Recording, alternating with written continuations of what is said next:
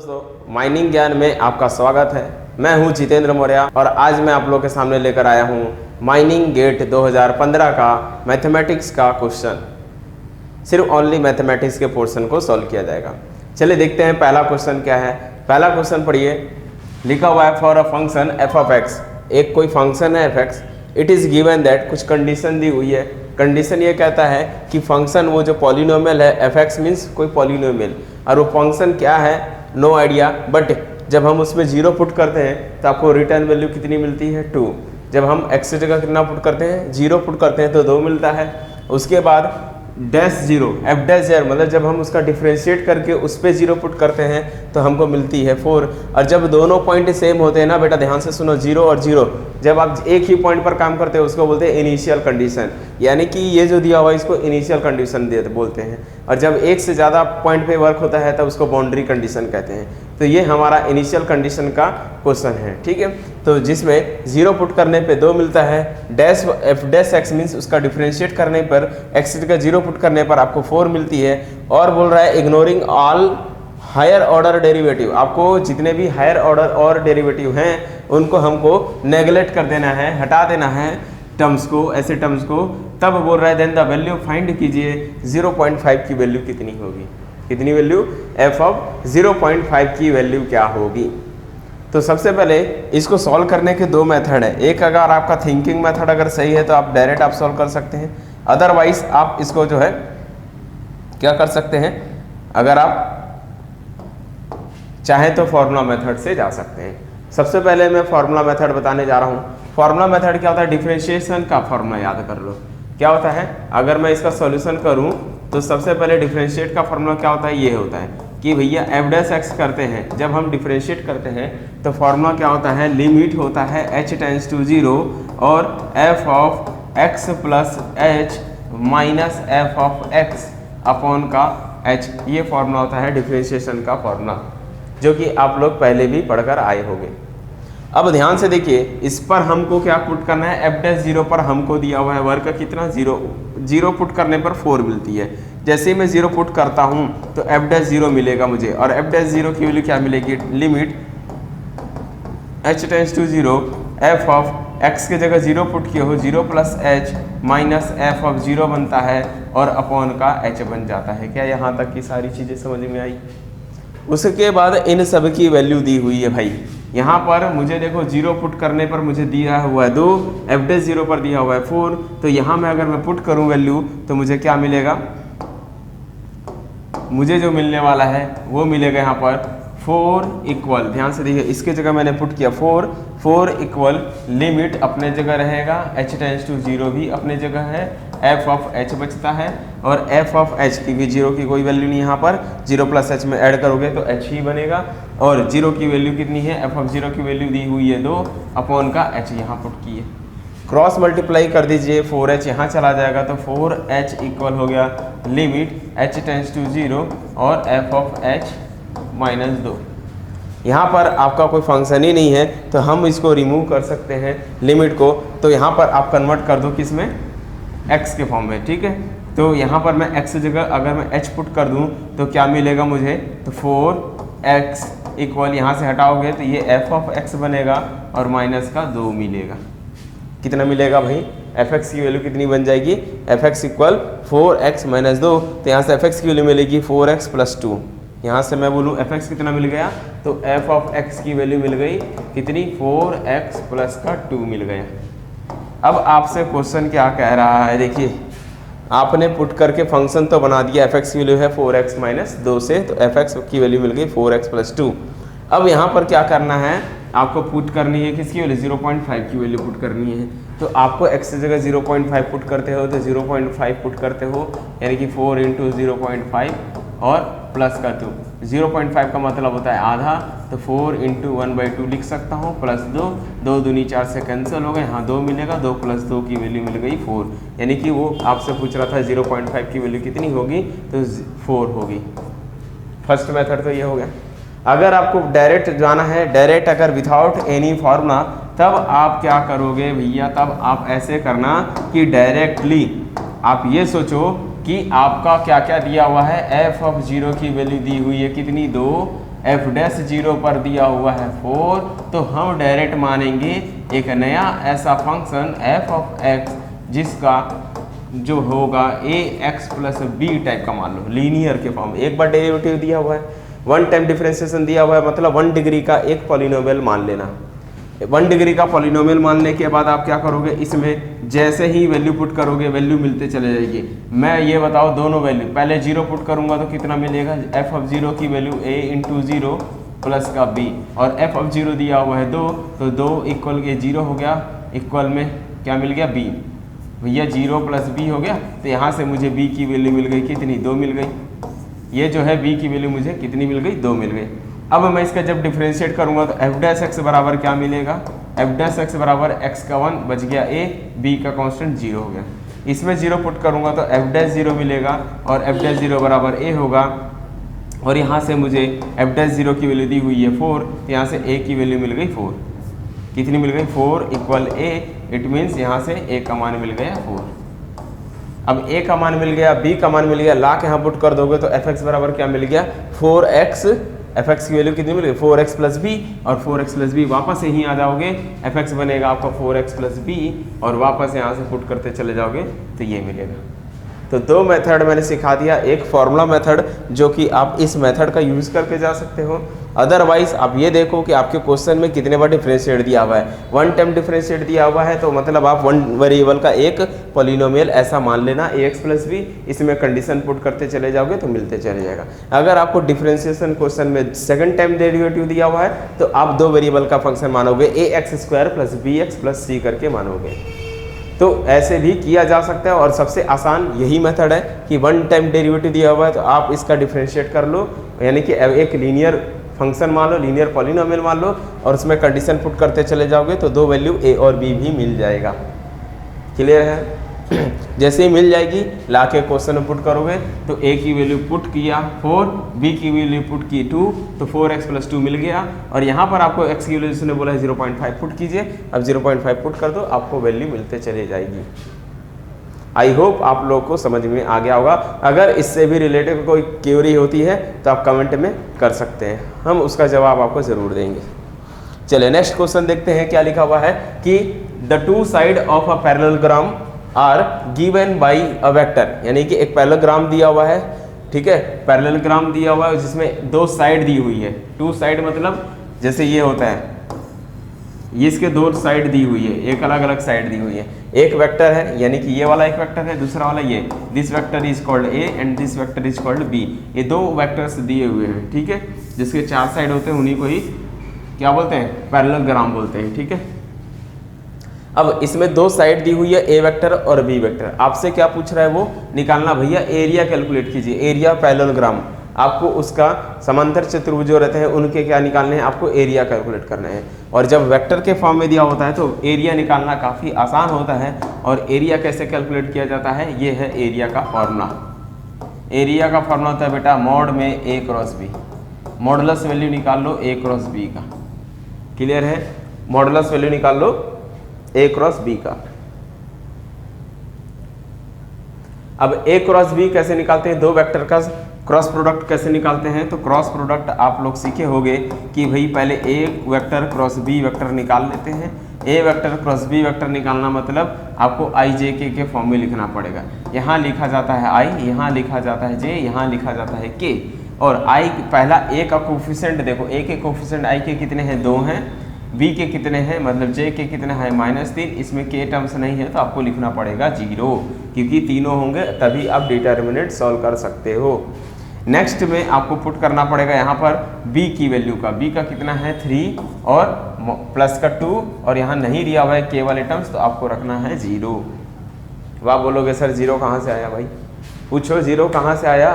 अरे भाई 0 3 वेक्टर के फॉर्म में लगाना है, i j k वाले टर्म्स नहीं है इसलिए इसको 0, k वाले टर्म्स इसमें भी नहीं है तो 0 लिखेंगे। अब इनको सॉल्व कैसे करते हैं, तो इनको सॉल्व करने का क्या मेथड है, i j k ले सकते हैं, लेकिन किसी एक कॉलम में या किसी एक रो में अगर एक एलिमेंट दिखाई दे रहा है तो डायरेक्ट कॉलम के रिस्पेक्ट में कर दीजिए। ये कॉलम के 3rd कॉलम के रिस्पेक्ट में करेंगे तो सिर्फ एक ही ठोक मिलेगा, और वो क्या मिलेगा, k वेक्टर बराबर ये निकलेगा, इसको और इसको हाइड करोगे, इसका मल्टीप्लाई इससे, इसका मल्टीप्लाई इससे होगा, तो कितना होगा 2 2 ज़ा 4, बीच में माइनस लगता है तो ये 9 है तो प्लस का नाम हो जाएगा। कितना मिल गया बेटा 13k मिल गया, 13k वेक्टर मिल गया। अब हमको इसका क्या निकालना है, मॉड निकालना है। तो मॉडुलस, अब जब आप a क्रॉस b निकालोगे, मॉड कैसे निकालते हैं, भाई मॉड निकालते हैं अंडर रूट में 13 का स्क्वायर, i का स्क्वायर, j का स्क्वायर, k का स्क्वायर। तो कितना मिलेगा 13 का स्क्वायर, जो कि बाहर आके रूट 13 ही बनेगा। तो ऑप्शन से अगर हम देखें तो कौन सा करेक्ट हो गया हमारा, ऑप्शन से first option is a correct option, 13 इसका आंसर आएगा। क्लियर है, 13 इसका क्या आएगा, आंसर आ जाएगा। चलिए नेक्स्ट क्वेश्चन अगर हम देखें तो क्या लिखा हुआ है, कोई मैट्रिक्स दिया हुआ है, ए कोई मैट्रिक्स दिया हुआ है, इसमें 4 ऑप्शन दिए हुए हैं। देखिए भाई आपको चारों मैट्रिक्स के, इन सभी मैट्रिक्स एक टाइप हैं और इनके आपको टाइप को डिस्कस करना पड़ेगा कि ये कौन कौन से टाइप होते हैं और ये कौन से मैट्रिक्स पूछ रहे हैं। ऑर्थोगोनल, डायगोनल और स्क्यू साइमेट्रिक्स और साइमेट्रिक मैट्रिक्स दिया हुआ है। और आपको एक मैट्रिक्स गिवन है और पूछ रहा है कि ये कौन सा मैट्रिक्स है, क्या इसमें ऑर्थोगोनल है कि ये डायगोनल मैट्रिक्स है, कि स्क्यू साइमेट्रिक है या साइमेट्रिक मैट्रिक्स है। क्लियर है। सबसे पहले आप लोग को कॉन्सेप्ट पता होना चाहिए। यहाँ पर अगर मैं बात करूँ तो भाई ए कोई मैट्रिक्स दिया हुआ है, ठीक है, ये होता है साइमेट्रिक्स। पहला किसकी मैट्रिक्स की बात कर रहा हूँ मैं, साइमेट्रिक मैट्रिक्स। साइमेट्रिक मैट्रिक्स उस मैट्रिक्स को बोलते हैं जिसका ट्रांसपोज करने पर, ए का ट्रांसपोज करने पर वापस ए बन जाता है, उसको साइमेट्रिक मैट्रिक्स बोलते हैं। या फिर एलिमेंट में ए आई जे वाला पार्ट जो है बराबर होता है ए जे आई वाला, यानी कि A12 वाला पार्ट इक्वल होता है A21 के। ठीक है, ये सबसे बेस कॉन्सेप्ट होता है किसके लिए, साइमेट्रिक मैट्रिक्स के लिए। तो आपको डायगोनल में देखना है भाई, डायगोनल में अगर मैं देखूं यहाँ पर तो ये A11 है, ये जो है A कौन सा है, A12 first row second column, ये वाला आंसर इससे मैच करना चाहिए। कर रहा है क्या, नहीं कर रहा है। यहाँ 2/6 लिखा है, 4/6 यानी कि ये इससे मैच नहीं कर रहा है। ये कौन सा नंबर हो गया, A13, यानी कि मैं बोलूँगा A13 कितना है भाई, 4/6 है, बट ये बराबर नहीं है किसके, A31 के। 31 कितना है, देखो 2/6। मतलब ये तो कंफर्म हो गया कि ये साइमेट्रिक मैट्रिक्स नहीं है। आप ऐसे कट कर दिए कि भैया ये जो मैट्रिक्स है साइमेट्रिक मैट्रिक्स तो बिल्कुल नहीं है। क्लियर है, पहला कॉन्सेप्ट क्लियर हुआ कि साइमेट्रिक मैट्रिक्स कब होता है कि ए आई जे वाले रो की संख्या, जो एलिमेंट की संख्या है वो ए जे आई वाले एलिमेंट्स की संख्या के इक्वल होना चाहिए। या फिर आप इसका ट्रांसपोज कर लो, रो को कॉलम में बदल लो, ये चीज़ को कॉलम में डाल दो, फिर ये वाले चीज़ को कॉलम डालोगे तो डिक्टो यही बनना चाहिए। लेकिन जब आप इसको ऐसे कॉलम में डालोगे 4/6 यही रहेगा, 2/6 यहाँ आएगा, 4/6 यहाँ जाएगा, तो वो ए नहीं बनेगा, वो कुछ और मैट्रिक्स बन जाएगा। तो ये तो समझ गए कि ये जो मैट्रिक्स है वो साइमेट्रिक मैट्रिक्स नहीं है। स्क्यू साइमेट्रिक्स में क्या होता है, 2 चीज़ें होती हैं यहाँ पर। अगर मैं बोलूँ दूसरा कौन सा मैट्रिक्स, स्क्यू साइमेट्रिक मैट्रिक्स। अब स्क्यू साइमेट्रिक मैट्रिक्स क्या होता है, स्क्यू साइमेट्रिक मैट्रिक्स, और स्क्यू साइमेट्रिक मैट्रिक्स होता है पहला, एक तो इसका ट्रांसपोज करने पर नेगेटिव ए आना चाहिए, या फिर दूसरा कि ए आई जे वाला पार्ट जो है माइनस का ए जे आई वाला पार्ट होना चाहिए। ठीक है, तीसरा या फिर क्या होगा देखोगे, और साथ में ये तो होना ही चाहिए, एंड ये भी होना चाहिए बेटा कि ए जो है डायगोनल में 0 होने चाहिए, यानी कि A11 वाला AI बोल दो, AI बराबर 0 होता है फॉर ऑल I। ठीक है, I की वैल्यू आप कुछ भी ले लो, यानी कि डायगोनल एलिमेंट्स में 0 बोलते हैं। इसको क्या बोलते हैं, diagonal elements will be 0।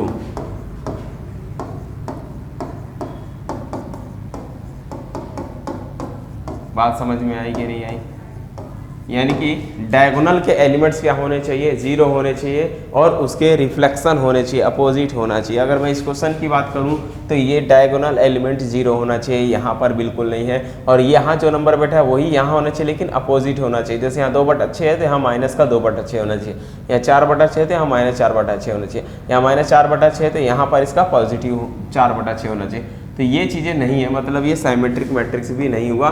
But skew symmetric matrix के लिए खास यही सबसे पहला काम आप डायगोनल एलिमेंट को देख लिया करो कि डायगोनल में जीरो है कि नहीं। अगर जीरो होगा तभी वो स्क्यू साइमेट्रिक मैट्रिक्स बनेगा, अदरवाइज वो स्क्यू साइमेट्रिक मैट्रिक्स नहीं बनने वाला है। तो दो ऑप्शन आपने काट दिया। तीसरा ऑप्शन की बात करें, कौन सा matrix? Diagonal matrix. Diagonal matrix का मतलब क्या होता है? डायगोनल दो टाइप के होते हैं, अपर डायगोनल मैट्रिक्स या फिर लोअर डायगोनल मैट्रिक्स। ठीक है,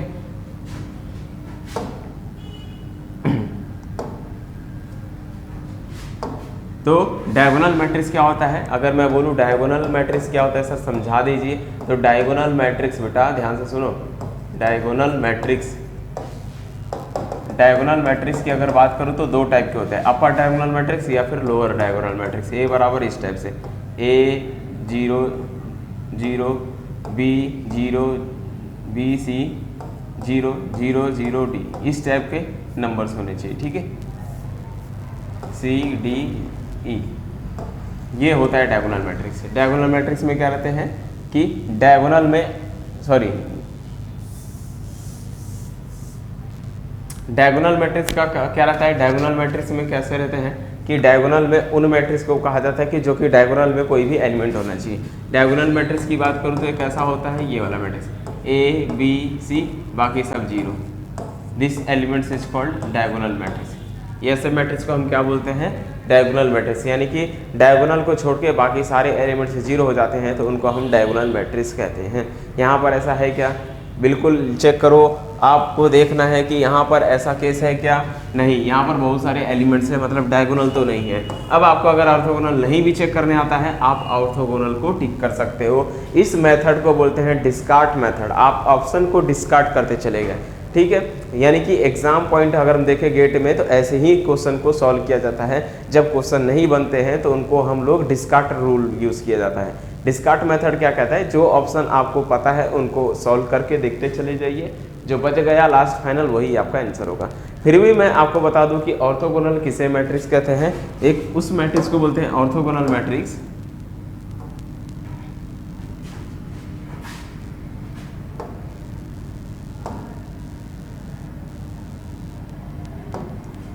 ये है आपका ऑर्थोगोनल मैट्रिक्स। देखो भाई, ऑर्थोगोनल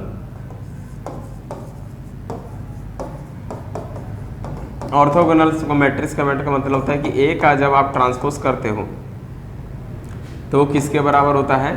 ए के इनवर्स के। पहला, बहुत सारे इसके मेथड हैं समझने के। दूसरा, ए और ए के ट्रांसपोज का सॉल्व करते हो तो आपको आइडेंटिटी मिलता है। ए और ए का ट्रांसपोज करने पे आइडेंटिटी आता है, तो गुणा करने से बैठेंगे नहीं मैट्रिक्स का। तीसरा होता है कि एवरी एलिमेंट्स का, रो के एलिमेंट्स, किसी भी रो के एलिमेंट्स, यानी कि क्या कर सकते हैं हम लोग? जैसे मान लो ये रो है, R1 के एलिमेंट का मल्टीप्लाई अगर हम R2 के एलिमेंट के साथ कर दें, ठीक है, यानी कि यह सीधा सीधा ऐसा लिख दो कि ईच रो के इटसेल्फ एलिमेंट का मल्टीप्लाई करने पर आपको आंसर क्या मिलना चाहिए? 1 मिलना चाहिए। बात समझे? यानी कि जैसे R1 इंटू R1 करोगे आंसर 1 आएगा, R2 इंटू R2 करते हो तो आंसर 1 आएगा, और R3 इंटू R3 भी करते हो तो 1 आएगा।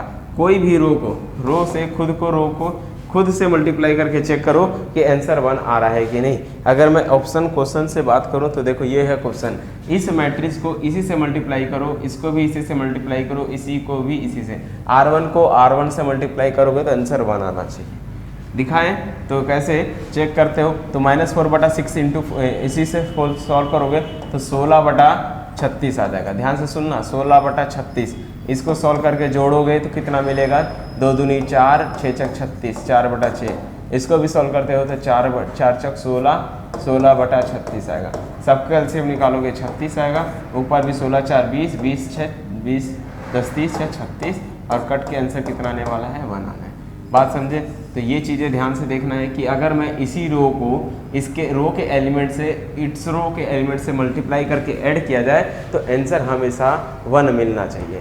मैं सेकेंड रो को सेकेंड रो से मल्टीप्लाई करूंगा तो भी आंसर 1 आएगा। थर्ड रो को थर्ड रो से मल्टीप्लाई कर दोगे तो आपको आंसर 1 मिलेगा। मल्टीप्लाई करना मतलब करस्पॉन्डिंग एलिमेंट्स को मल्टीप्लाई करोगे तब आना चाहिए। ठीक है, तो ये होता है ऑर्थोगोनल मैट्रिक्स। जैसे मुझे इसको चेक करना है तो इस एलिमेंट को इसी से मल्टीप्लाई करो, इसी को भी इसी से मल्टीप्लाई कर लो, इसको भी इसी से ही मल्टीप्लाई कर लो, ठीक है। सारे एलिमेंट्स को उसी के करस्पॉन्डिंग एलिमेंट से मल्टीप्लाई करने पर और फिर ऐड करने पर आपको आंसर कितना मिलना चाहिए, 1 मिलना चाहिए। तो ये चीज़ें हो रही है, इसका मतलब आपका जो है सही ऑप्शन कौन सा हो गया है, ऑर्थोगोनल मैट्रिक्स। क्लियर है। चलिए नेक्स्ट क्वेश्चन को अगर हम देखें तो क्या लिखा है भाई, जल्दी पढ़ो। लिखा हुआ है the value of integration 0 to 4, एक इंटीग्रेशन दिया हुआ है जिसकी वैल्यू 0 से 4 है और अंडर रूट में 4 16 माइनस एक्स स्क्वायर की वैल्यू कैलकुलेट करनी है, 16 माइनस एक्स स्क्वायर की वैल्यू बतानी है। और ऑप्शन दिया हुआ है कि 12.57, 50.24 यानी कि 50.24 एंड 25.12 एंड 3.14 इसकी वैल्यू गिवन है। अब आपसे पूछ रहा है इसकी इंटीग्रेशन में कौन सा होगा सॉल्यूशन। तो इसको देखो सॉल्व करने का मेथड। सबसे पहले देखिए क्या क्या इंटीग्रेशन में दिया हुआ है, 0 to 4 है, ठीक है, और रूट में कितना लिखा हुआ है 16 माइनस एक्स। तो सबसे पहले यहाँ से कोशिश करो एक्स को रिमूव किया जाए। कैसे किया जाए, अगर मैं बोलूँ भैया मान लो आप एक्स की जगह साइन कॉस में लेके जाना चाहता हूँ, एक्स बराबर क्या ले लिया मैं, sine theta.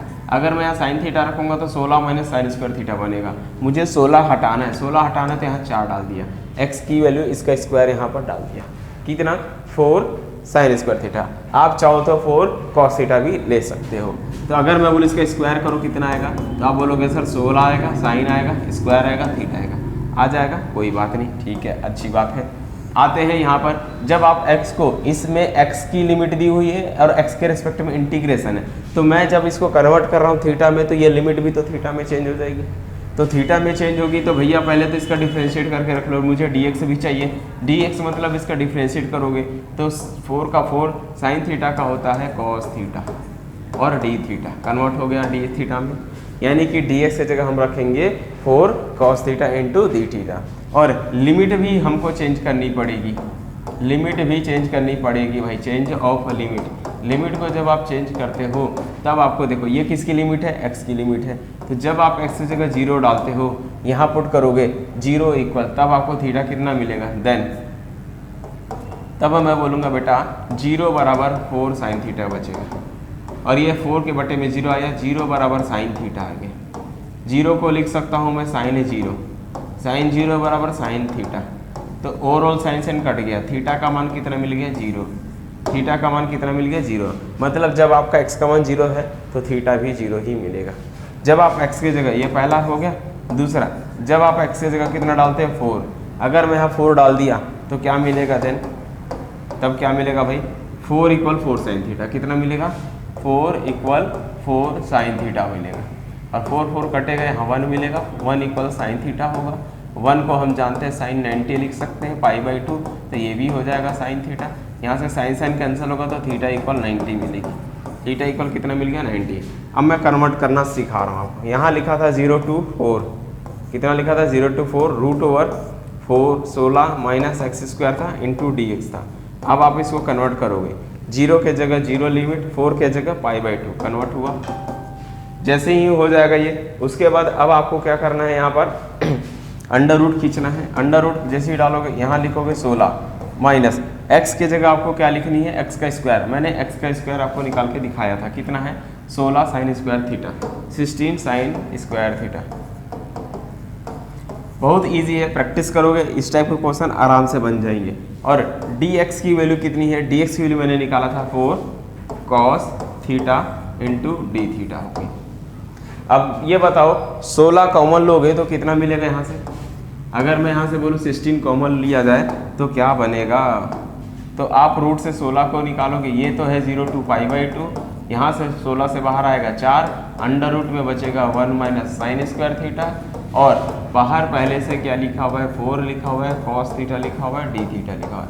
1 minus sine square होता है कॉस थीटा, और ये 4 और 4 गुणा 16 हो गया, बाहर निकल गया, 0 से 90 हो गया। और 1 minus sine square cos theta, cos और कॉस मिलके कॉस स्क्वायर थीटा हो जाएगा।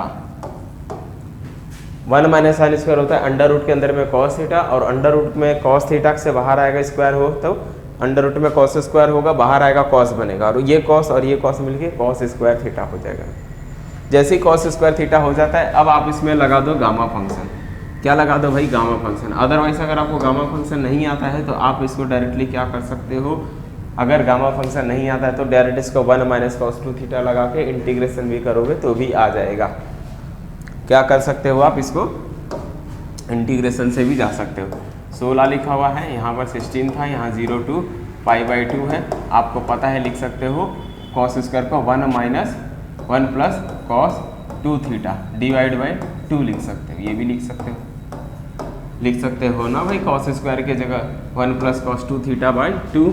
यहाँ से 16 से कटेगा, कितना आएगा 8 हो गया। और यहाँ पर आप तोड़ोगे तो कितना मिलेगा, 1 का थीटा प्लस cos थीटा का sin 2 थीटा बाई का 2, लिमिट पुट करना है 0 to 90। यहाँ से मिलेगा 8 ब्रैकेट में π/2 प्लस sin 2 थीटा के जगह π/2 अपॉन का 2 है। जब 0 पुट करते हो तो 0, लोअर लिमिट साइन 0 पे भी 0, 2 से 2 कट गया, 8 90 प्लस साइन पाई की वैल्यू 0 बचा, यहाँ से 2 चौक 4 पाई। कितना मिल गया भाई, 4 पाई इसका आंसर आ गया। 2 4 जा कट के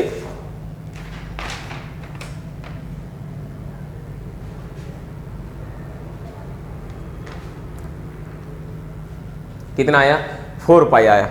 4 पाई आने के बाद लेकिन आपका आंसर पॉइंट में दिया हुआ है, पाई के फॉर्म में आंसर नहीं दिया हुआ है। देखो आंसर पॉइंट में दिया हुआ है, पॉइंट में देना है मतलब आपको इसको सॉल्व करना पड़ेगा। कितना, 4 पाई है ना, तो 4 पाई को कैसे लिख सकते हो, 4 इंटू 22/7। ये सॉल्व करोगे तो 4 दूनी 8, 4 दूनी 8 बटा 7, सॉल्व करते हो तो 12.57 के आसपास आंसर आएगा अप्रॉक्सीमेट। अगर मैं देखूँ आंसर से तो हमारा कौन सा राइट है कि 12.57 कौन सा राइट है आंसर, फर्स्ट ऑप्शन इसका क्या है, करेक्ट है।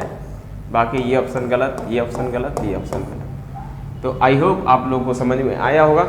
ठीक है, इसी तरह से मिलते हैं हम लोग नेक्स्ट क्वेश्चन पेपर पर, और वहाँ पर हम सॉल्व करेंगे 2014 का।